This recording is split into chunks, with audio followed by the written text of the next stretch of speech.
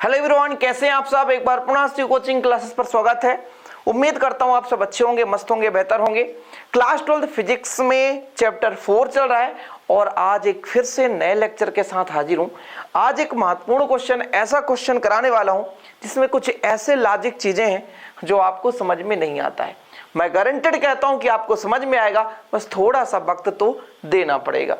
तो आज का क्वेश्चन यहां पर आप देखोगे कि एक समान चुंबकीय क्षेत्र में आवेशित कण के वृत्तीय मार्ग में गति के लिए वृत्तीय मार्ग की त्रिज्या यानी r निकालना है और कण के आवर्तकाल का व्यंजक निकालना है। यानी किसी चुंबकीय क्षेत्र पर जब कोई आवेश गया यानी गति करा तो वो आवेश वृत्तीय मार्ग पर गति करने लग गया। उस वृत्तीय मार्ग पे गति करने के फलस्वरूप उस वृत्ताकार आकृति का जो हमें संरचना प्राप्त हो रहा है यानी ज्यामिति प्राप्त हो रही है, उसकी त्रिज्या कितनी है, यानी वृत्ताकार यानी जो आपका ज्यामिति है उसकी त्रिज्या कितनी है और आवर्तकाल क्या है, ये चीज हम यहाँ पर गणना करेंगे। आवर्तकाल किसे कहते हैं? जैसे एक चक्कर लगाने में जितना उसको समय लगेगा, मतलब जैसे आवेश गति किया तो उसको फिर बच्चों एक बार वृत्ताकार मार्ग पर गति करने में जो समय लगता है उसे उसका आवर्तकाल कहते हैं। तो शुरू करते हैं। सबसे पहले हमको बेसिक कंसेप्ट समझना पड़ेगा, एक समान चुंबकीय क्षेत्र बनाना पड़ेगा। अब जैसे मैं कह रहा हूं कि सपोज दैट ये कागज का तल है ना, और इस पर एक समान चुंबकीय क्षेत्र है, इसको प्रदर्शन करना चाहता हूं तो चुंबकीय क्षेत्र रेखाओं की दिशा ऐसे कुल मिलाकर कुछ ऐसी है ना, एक यहाँ पे, एक यहाँ पे, एक यहाँ पे, ऐसा चुंबकीय क्षेत्र रेखा की दिशा ऐसी है। हम ऐसे तो इस पर नहीं समझा पाएंगे, इसे यदि हम बोर्ड पे कहें कि हम ऐसा समझा दें तो फिर नहीं समझा पाएंगे, क्योंकि हमको यहाँ पर तीनों चीज बताना पड़ेगा। एक हम चुंबकीय क्षेत्र की दिशा भी बताएंगे, दूसरा हम जो आवेश जा रहा होता है उसके गति की दिशा भी बताएंगे और तीसरा उस पर लगने वाले बल की भी दिशा बताएंगे। क्योंकि आप फ्लेमिंग के बाएं हाथ का नियम आपको पता है कि जैसे हमारा भाई फ्लेमिंग का बाएं हाथ का नियम क्या कहता है कि हम अंगूठा, तर्जनी और मध्यमा तीनों को इस प्रकार फैलाएं। अब कहोगे सर ये कहां से आ रहा फ्लेमिंग का, आप क्वेश्चन की बात करो ना। मेरे प्यारे बच्चों, मेरे छोटे भाई बहन, किसी भी क्वेश्चन को समझने के लिए उसका पृष्ठभूमि जरूरी होता है। डायरेक्ट हम क्वेश्चन को नहीं समझा पाएंगे, क्योंकि हम डायरेक्ट क्वेश्चन को समझा देंगे वो रटना कहला जाएगा। तो यहाँ पर मैं थोड़ा सा फ्लेमिंग के बाएं हाथ का नियम चर्चा कर ही लेता हूँ। तर्जनी, मध्यमा, अंगूठा तीनों को इस प्रकार फैलाओ कि एक दूसरे के लंबवत हो, मतलब तीनों एक दूसरे के लंबवत हो। अब बताया गया यदि ये चुंबकीय क्षेत्र की दिशा को, जो हमारा ये मध्यमा है चुंबकीय क्षेत्र, और यदि ये आपके आवेश के गति के दिशा को बताता है तब जो बल होगा वो अंगूठे की दिशा की ओर होगी। ये चीज आपको क्लियर होना चाहिए। फिर से समझ लो, यदि मैं ऐसा कर दूं तो ऐसा हो जाएगा। ये जो हमारा मध्यमा है ये चुंबकीय क्षेत्र की दिशा, ये हमारे आवेश की दिशा। वही हम आवेश को ऐसा दिखा रहे हैं, आवेश को हम अंदर की ओर तो नहीं ले जा सकते, चुंबकीय क्षेत्र कल्पना कर लेते हैं, क्योंकि आवेश का तो ही पूरा खेल है, तो आवेश का वृत्तीय मार्ग बनाना पड़ेगा। इसलिए तो मैं यदि कह दूं कि यहां से चुंबकीय क्षेत्र रेखाएं ऐसी चल रही हैं, ये दूसरा चुंबकीय क्षेत्र रेखा, फिर तीसरा चुंबकीय क्षेत्र, और ऐसा मेरे बच्चों 4-5 जितना भी हो सके आपके पास, जितना मैं मार्कर यहाँ पे लगा दूं। कहोगे सर कितने मार्कर रखो? 8-10 मार्कर रहता भाई, क्या पता कब कौन धोखा दे जाए। इस तरीके से ये पूरे चुंबकीय क्षेत्र रेखाएं, तो यदि हम इनको बताएंगे कि चुंबकीय क्षेत्र मेरे बच्चों यहाँ से अंदर की ओर, तो एक काम करो, जैसे तीर आप देखे होगे, तीर है ना, तो एक साइड नोक रहता है, एक साइड धार रहता है, मतलब जहां से हम है ना वायर में फंसाकर तीर को मारते हैं तो एक थोड़ा सा क्रॉस बना रहता है। उसी प्रकार हम कहते हैं चुंबकीय क्षेत्र रेखाएं जा रही है, तो इसको प्रदर्शन करने के लिए हम एक काम करते हैं, एक समान चुंबकीय क्षेत्र बनाते हैं, ये क्रॉस का प्रदर्शन कर देंगे। क्रॉस का प्रदर्शन करेंगे, इसका मतलब ये हो गया कि ये एक समान चुंबकीय क्षेत्र है और ये जो चुंबकीय क्षेत्र रेखा अंदर की ओर है ना, तो चुंबकीय क्षेत्र की दिशा कहाँ हो जाएगी? अंदर की ओर हो जाएगी। ये हमारा भाई साहब, ये क्रॉस का मतलब ये बता रहा है कि जो हमारा चुंबकीय क्षेत्र अंदर की ओर है ना दिशा। चलो, चुंबकीय क्षेत्र रेखाएं चलती हैं चुंबकीय क्षेत्र पे, जब हम किसी चालक पर धारा प्रवाहित कर दें, है ना, इतना में काफी, इतना में समझ में आ जाएगा। ये हमारा क्या प्रदर्शन कर रहा है कि चुंबकीय क्षेत्र रेखाएं अंदर की ओर जा रही है। अच्छा, एक चीज आप समझना, अब क्या होता है कि जैसे ही हम आवेश को अंदर ले जा रहे होते हैं, जैसे हम आवेश को अंदर ले गए, यहां से मान लो कल्पना करते हैं ये आवेश जा रहा है ना, लंबवत जा रहा है, लंबवत प्रवेश करेगा। हम लंबवत डाल ही रहे हैं, क्योंकि भाई साहब फ्लेमिंग ने क्या बताया कि जो चुंबकीय क्षेत्र और आवेश की गति एक दूसरे के लंबवत हो तब उस पर बल कितना होगा। तो जैसे ही मैंने कहा कि ये आवेश गया मेरे बच्चों, आवेश है ना, ये आवेश क्यू है, सपोज दैट, समझ रहे हो, थोड़ा समझने की कोशिश करो। तो अब देखो फ्लेमिंग ने कहा कि भाई साहब इस प्रकार यदि हमने हाथ को किया, तर्जनी, ये तर्जनी है, ये मध्यमा अंगूठा, तीनों एक दूसरे के लंबवत, हमने कहा चुंबकीय क्षेत्र अंदर की ओर, चुंबकीय क्षेत्र अंदर की ओर, सही है सर। ये आवेश की गति, हाँ सर आवेश जा रहा है, तो बल कहाँ होगा, बल ऊपर की ओर होगा, ठीक है, बल कहाँ होगा, ऊपर। तो इसमें जो फोर्स लग रहा है वो ऊपर की ओर लग रहा है, ठीक है, सपोज दैट। अब देखो जैसे कोई लड़का या लड़की जा रही है या जा रहा है, उसके सामने एक सुंदर सा लड़का लड़की दिख गया, थोड़ा सा कहीं ना कहीं आपका नजर चला ही जाएगा। कहोगे सर ऐसी बात करो, सच्ची घटना है भाई। आप एक लड़का हो, समझ लो, मान लीजिए, या आप एक अच्छी जो भी सुंदर लड़की हो, जो भी जैसा भी हो, यदि कोई आपको देख रहा है, थोड़ा सा उसका नजर फिसल गया तो थोड़ा कहीं ना कहीं आपकी ओर क्या होगा, आकर्षित होगा, क्योंकि वहां से एक अट्रैक्शन फोर्स लग रहा है ना, अट्रैक्शन फोर्स लग रहा है। अब यहाँ पे जैसे ही आवेश गया, आवेश जैसे ही अंदर गया तो थोड़ा सा अट्रैक्शन होगा, उधर जाएगा कि नहीं। जैसे ही आवेश गया तो बल ऊपर की ओर लगने लगा, क्योंकि लंबवत ही लग सकता है। फ्लेमिंग ने बताया था कि भाई चुंबकीय क्षेत्र और जो आपका आवेश का जो दिशा है, आवेश की गति का जो धनावेश की दिशा है और जो उस पर लगने वाला बल, तीनों एक दूसरे के लंबवत है। क्योंकि यदि ये चुंबकीय क्षेत्र और ये आवेश की गति को, तो बल ऊपर की ओर, और जैसे ही बल लगा थोड़ा सा खिसका, अरे ऐसे ही होगा ना। थोड़ा समझने की कोशिश करो, मजा आएगा। मैंने क्या कहा, जैसे कोई सुंदर आदमी दिखा, आपने थोड़ा सा देखा और आप चल रहे थे, लेकिन आपका पैर थोड़ा इधर चला गया, कारण है अट्रैक्शन हो रहा है ना, अट्रैक्शन हो रहा। ऐसे ही भाई साहब, जैसे ये आवेश हमारा अंदर प्रवेश किया, थोड़ा सा बल लगा, तो बल कहां लग रहा, अंदर क्यों लग रहा, मतलब ये अट्रैक्शन फोर्स इधर, ठीक है। अब देखो जरा, अब मैं कल्पना करता हूं कि आवेश मेरा यहां पे था और ऐसा गति कर रहा था, सपोज दैट ये क्यू है, तब इस पर बल कैसा लगेगा। अब देखना, अब मैंने कहा कि ऐसा हाथ को फैलाना है, ऐसा हाथ को फैलाना है कि भाई साहब तीनों लंबवत हूं, तो ये चुंबकीय क्षेत्र है अंदर की ओर, सही है सर। और ये आवेश की गति को, तो लो मैं ऐसा कर दिया, ऐसा कर दिया, आवेश की गति ऊपर, चुंबकीय क्षेत्र अंदर, तो बल किधर, इधर। ओ माय गॉड, तो बल इधर लग रहा है, ये बल अंदर की ओर, फिर इधर लग रहा है यार। मतलब जैसे जैसे जाता है वृत्ति मार्ग गति करने की कोशिश करेगा। थोड़ा आप समझो, मैं आपको विधिवत समझाऊंगा। अब यही आवेश मेरा थोड़ा यहां पे कहीं पे पहुंच गया है ना, तो ये क्यू हो गया, ठीक है। अब देखो इस पर जो बल कहां लगेगा, इस पर देखो, मैंने कहा कि इसको ऐसे फैलाना, ये जो हमारा चुंबकीय क्षेत्र, अब चुंबकीय क्षेत्र अंदर की ओर, ये लो चुंबकीय क्षेत्र अंदर की ओर है, ये आवेश के दिशा को बता रहा है, तो फिर बल नीचे की ओर लग रहा है। देखो बल यहां से, बल यहां नीचे की ओर लग रहा है, एफ लग गया। अब यही आवेश यदि यहां पर पहुंच गया, ऐसा गति किया, तो अब बल कहां लगेगा, अब बल कहां लगेगा, तो बल हमारा अंदर की ओर लगने लगा, ये लो।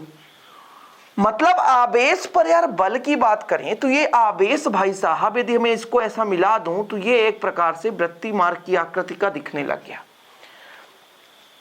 समझ रहे हो। मतलब जैसे ही आवेश लंबवत प्रवेश करता है चुंबकीय क्षेत्र पर, तो वृत्ताकार की आकृति में घूमने लगता है। अब ऐसा क्यों हुआ, फिर थोड़ा समझोगा, फिर से समझा रहा हूं। एक सुंदर सा व्यक्ति है, लड़का लड़की कोई भी हो सकता है, जैसे हमने देखा है कोई विदेशी आ गया, यार क्या खूबसूरत है यार, थोड़ा सा दिल तो हिल ही जाता है, तो थोड़ा सा खूबसूरती के कारण लोग फिसल गए, और जैसे फिसले तो अपने सही रास्ते पे चल रहे थे, थोड़ा सा इधर देखने लग गए, भाई पीछे से वाहन आकर ठोकना दे, दिक्कत तो है ना, थोड़ा सा साइड हो गए, और फिर थोड़ा सा आगे, फिर एक नया फोर्स, फिर अंदर गए, फिर थोड़ा सा आगे, फिर नया फोर्स, फिर अंदर गए, और ऐसे अंदर अंदर जाते जाते चुंबकीय क्षेत्र ने कहा तेरे ऊपर ऐसा बल लगाऊंगा साला कि तू वृत्तीय मार्ग पर गति करने में मजबूर हो जाएगा। और क्यों, क्योंकि तुझे गति भी करना है और जो तेरे पर फोर्स लगेगा तेरे से लंबवत होगा, इसलिए मजबूरी होगी आपकी, मतलब आवेश की, कि तुझे वृत्तीय मार्ग पर गति करना पड़ेगा। अब कहो सर समझ में नहीं आया मुझे। देखो जरा, मैंने कहा थोड़ा सा, जैसे ही आवेश गया इस पर बल लगा, थोड़ा और आवेश गया, थोड़ा सा बल लगा तो अंदर की ओर खिसका, तो थोड़ा सा आवेश की गति बदल गई, फिर आवेश बल लगा, फिर अंदर की ओर गया, फिर गति बदल गई, फिर आवेश बल लगा, फिर थोड़ा सा, तो ऐसे ऐसे ऐसे ऐसे करते करते करते करते वृत्तीय मार्ग पर गति करने लगता है। थोड़ा सा गया, अंदर की ओर बल लगा, थोड़ा सा मुड़ा, थोड़ा सा अंदर की ओर बल लग रहा ना, यानी वृत्तीय मार्ग के केंद्र पर, जैसे हमारे वृत्तीय मार्ग हो गए, हर जगह आवेश जाता है, इधर ही बल लगता है, इधर ही बल लगता है, हर जगह अंदर की ओर लग रहा है, यानी ये वृत्तीय मार्ग पर जब बन गया तो हर जगह अंदर की ओर बल लग रहा है। ये किस प्रकार से होता, फिर से एक बार समझा रहा हूं। थोड़ा सा अंदर के, जैसे ही आवेश गया तो बल ऊपर की ओर इसमें लगने लगा ना, तो बल ऊपर की ओर तो थोड़ा सा आवेश झुकेगा भाई, जिधर अट्रैक्शन, जिधर बल लगेगा उधर थोड़ा सा झुकेगा। कोई यदि दोस्त आपका थोड़ा वजनदार है, पैसे वाला है, डेली आपको समोसे खिला रहा है, जलेबी खिला रहा है, कुछ भी, थोड़ा सा आपको झुकना पड़ेगा। पुष्पा साला झुकेगा नहीं। अरे ये कहाँ का डायलॉग है यार, पिक्चर तो मैंने आज तक देखा नहीं, समझो भाई साहब, डायलॉग बस सुना। तो यही चीज है, आवेश बल लगा रहा है चुंबकीय क्षेत्र, तो कुछ ना कुछ तो बल लगा रहा है, तो कुछ तो लेगा ना। तो चुंबकीय क्षेत्र की ओर थोड़ा सा खिसका, जैसे आगे गया फिर बल लगा, फिर खिसका, फिर आगे गया फिर मतलब जाता अंदर जाते जाता है और उस पर बल लगते जाता है। मतलब जैसे ही अंदर गया थोड़ा सा बल लगा, फिर गया फिर लगा, कुल मिलाकर के ऐसे वो घूम जाता है, इसलिए वृत्ति मार्ग बन जाता है। ये है ना भाई साहब समझदारी की, कहां गया यार मिटाने वाला। ओके, तो ये हमारा वृत्तीय मार्ग बन गया। अब ये डायग्राम आपको सही दिख नहीं रहा है, ये डायग्राम आपको सही दिख नहीं रहा, तो इसलिए इसको मैं एक सुंदर सा डायग्राम बनाने के लिए कोशिश कर रहा हूं, है ना। ये तो सब समझाना था यार, क्योंकि यार बिना समझाए तो मजा नहीं आता है ना, थोड़ा सा समझाना पड़ता है बच्चा लोग, ठीक। तो कहने का मतलब जैसे ही आवेश गया वो किस मार्ग पर गति करने लगा बच्चा लोग, वृत्तीय मार्ग पर। तो आवेश का गति कुछ इस प्रकार से हो जाएगा, है ना। ये लो, अब इस पर मान लो यहां पर आवेश है, यहां पर आवेश है, तो इस पर बल यहां लगेगा, सही है ना।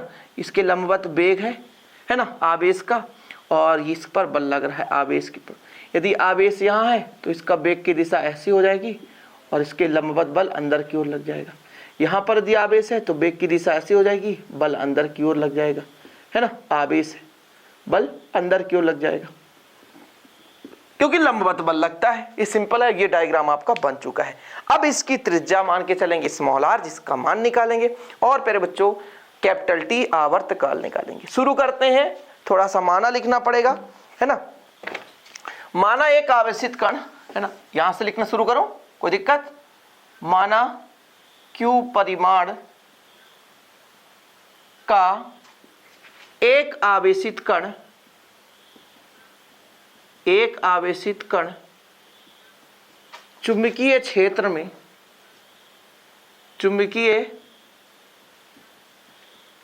में क्या करता है, लंबवत प्रवेश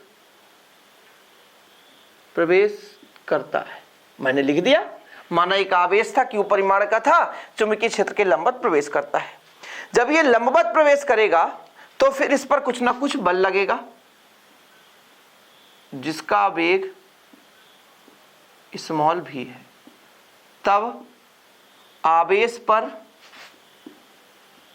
पर लगने वाला बल, ये बल कहां से आ गया सर, हमने कराया था जब किसी आवेश को किसी चुंबकीय क्षेत्र से गुजारा जाए तो उस पर एक बल लगता है, जो होता है बल F बराबर Q V साइन थीटा, और साइन थीटा का मान 90 डिग्री, चूंकि थीटा बराबर कितना 90 डिग्री क्यों, हमने बताया था भाई साहब कि जो आवेश का जो दिशा है, मतलब आवेश के वेग की जो दिशा है चुंबकीय क्षेत्र के हमेशा लंबवत होगी, फ्लेमिंग के बाएं हाथ के नियम अनुसार।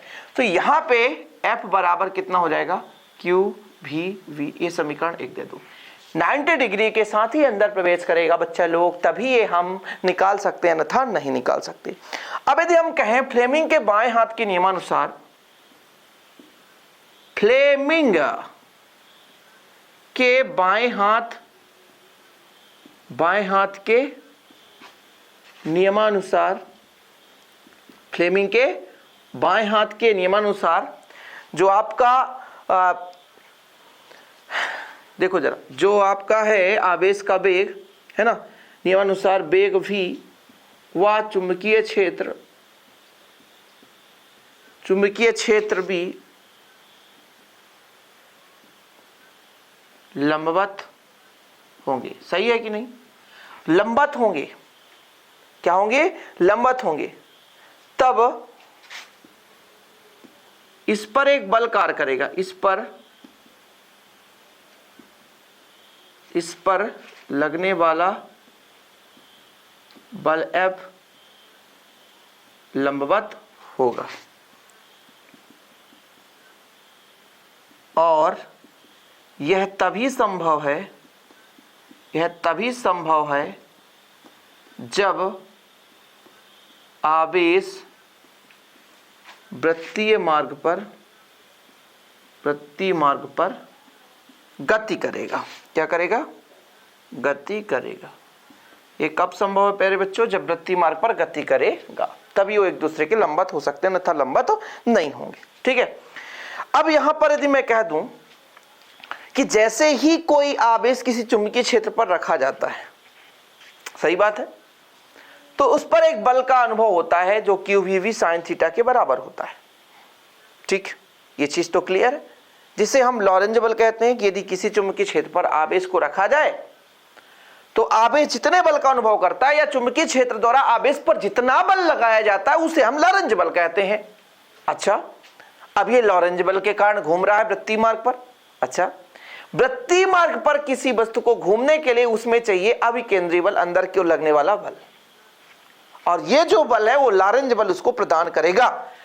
मतलब जो लॉरेंज बल है वो अभिकेंद्री बल के बराबर होगा, क्योंकि जो आपका लॉरेंज बल है अभिकेंद्री बल से यदि अधिक कम हो गया तो जो आपका क्या आवेश है वो वृत्तीय मार्ग पर गति नहीं कर सकता।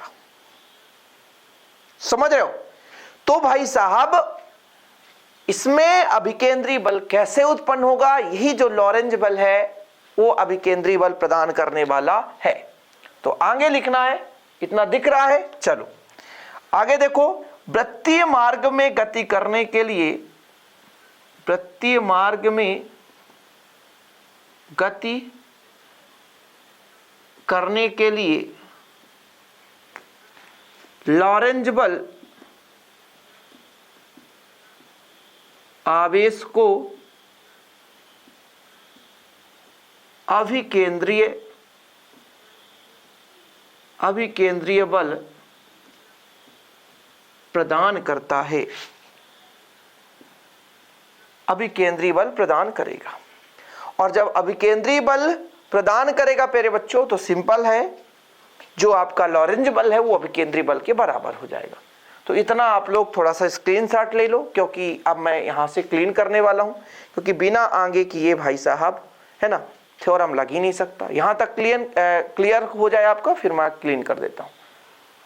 समझ में आ गया? स्क्रीनशॉट ले लिए? चलो यहां तक क्लियर है। थोड़ा समझने की कोशिश करेंगे, एक एक स्टेप में आपको समझाऊंगा। ये तो क्वेश्चन है, क्वेश्चन को मैं नहीं मिटा रहा हूं। मैंने क्या कहा, मैंने क्या क्या बोल दिया यहाँ पर सर? मैंने जैसे ही एक आवेश को अंदर ले गया तो उस पर एक बल कार्य कर रहा लॉरेंज बल, जो QVV sin थीटा। अब लंबवत प्रवेश कर रहा तो थीटा बराबर 90 डिग्री रख दिया, इसमें कोई गलती ही नहीं है। अब फ्लेमिंग ने बताया था यार कि जैसे ही हम बात करेंगे यदि आवेश के वेग की और चुंबकीय क्षेत्र की तो एक दूसरे के लंबवत होंगे, ऐसे बता दिया था दाएं हाथ का नियम, फ्लेमिंग के दाएं हाथ का नियम। ये आपके आवेश का वेग, ये चुंबकीय क्षेत्र, देखो ना ये आवेश अंदर आपकी ओर आवेश आ रहा है तो चुंबकीय क्षेत्र एक दूसरे के लंबवत है, 90 डिग्री हो गया, और इसके लंबवत बल होना चाहिए। तो यदि हम गति कराना चाहते तो ये तभी संभव है। फ्लेमिंग ने बताया था कि वृत्तीय मार्ग पर गति करना चाहिए, तो वृत्तीय मार्ग पर गति करेगा। अब देखो, समझ रहे हो, माना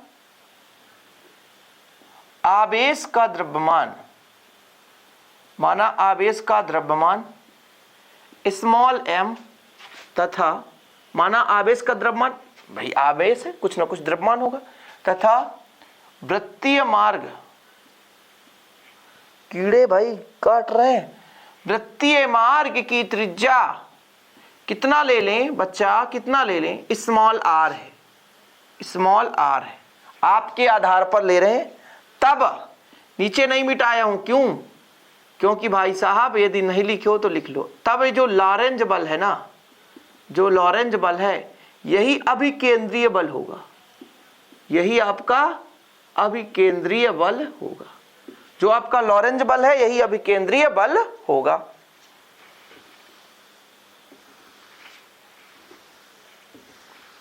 ठीक है, चलें आगे। लॉरेंज बल कितना था? लॉरेंज बल का फार्मूला बताओ।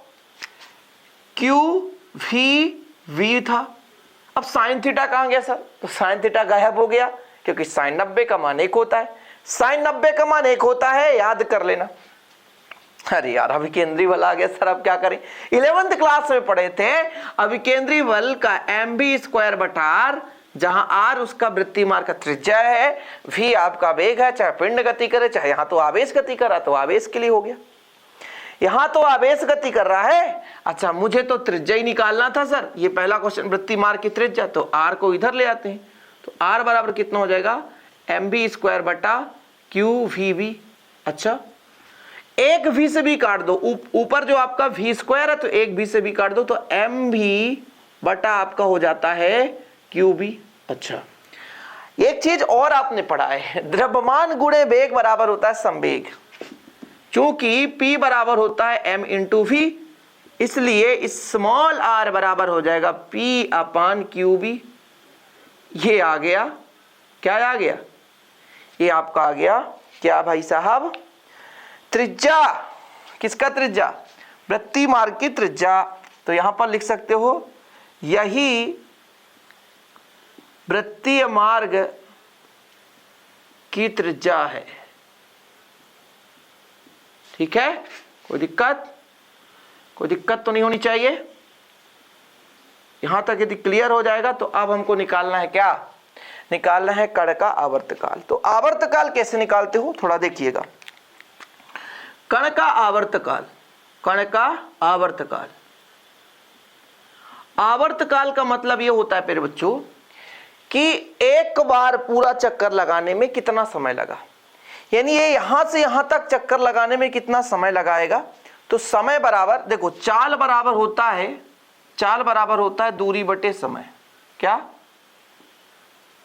ठीक है, तो यदि मैं समय बराबर आपसे कहूं तो समय बराबर हो जाएगा, आवर्तकाल मतलब समय है, दूरी बटा चाल, दूरी बटा चाल। ओके, मतलब यहां से यदि चला तो यहां तक आने में कितना दूरी तय किया। तो जब कोई वस्तु वृत्ताकार पथ पर गति करता है और पुनः अपने स्थिति पर आता है तो वो वृत्त की परिधि के बराबर दूरी तय कर लेता है। मतलब आवेश यहां से चलना शुरू किया और चल करके पुनः उसी बिंदु पर आ गया, मतलब जहां से चला और एक वृत्ताकार पथ पर गति करा और वो उसी बिंदु पर आ गया, मतलब एक बार वृत्त की चक्कर लगा ली, और जब वृत्त की चक्कर लगा ली मतलब वो वृत्त की परिधि के बराबर दूरी तय कर ली। बच्चा समझ रहे हो, तो ये उसकी दूरी हो जाएगी। ये दूरी का मतलब है एक बार वृत्ताकार पथ पर जितना वो चला, यानी वृत्त की परिधि पर घूमने में जो आपका है ना डिस्टेंस हो गया। चाल आपका है, चाहे चाल ले लो चाहे वेग ले लो, तो चाल होता है v, यहां वेग है। ठीक है, तो यहां पर आप लिख सकते हो वृत्तीय मार्ग की परिधि। क्या, वृत्तीय मार्ग की परिधि बटा आवेश का वेग, आवेश का वेग। दिख रहा है कि नहीं, हाँ यार बराबर। अब बस एक ही लाइन है भाई, कुछ नहीं। आवर्तकाल को t से दर्शाओ, बराबर वृत्तीय मार्ग की परिधि, परिधि फार्मूला किससे बनता है, ये केंद्र मान लो, परिधि होता है 2 पाई r बटा वेग कितना है v। ठीक है, चलो अब r का मान यहां से ले लो, r का मान कहां से, यहां से ले लो। कितना ले लो आप, p बटा qb। कितना ले लो, p बटा qb। या तो प्यारे बच्चों आप इसको भी ले सकते हैं, आप यहां पर ले सकते हो mv बटा qb। तो यदि आप mv बटा qb लिख सकते हो तो 2 पाई mv बटा qb, तो एक ये फार्मूला हो सकता है। या तो आप mv के जगह p लिख दोगे तो हो जाएगा 2 पाई p अपान, v से भी काट दो, v से भी काट दो, तो कितना हो जाएगा, v से भी काटोगे, v से भी कट जाएगा तो इतना कर दो 2 पाई m अपान qb। ये लो आवर्तकाल आ गया, ये आवर्तकाल।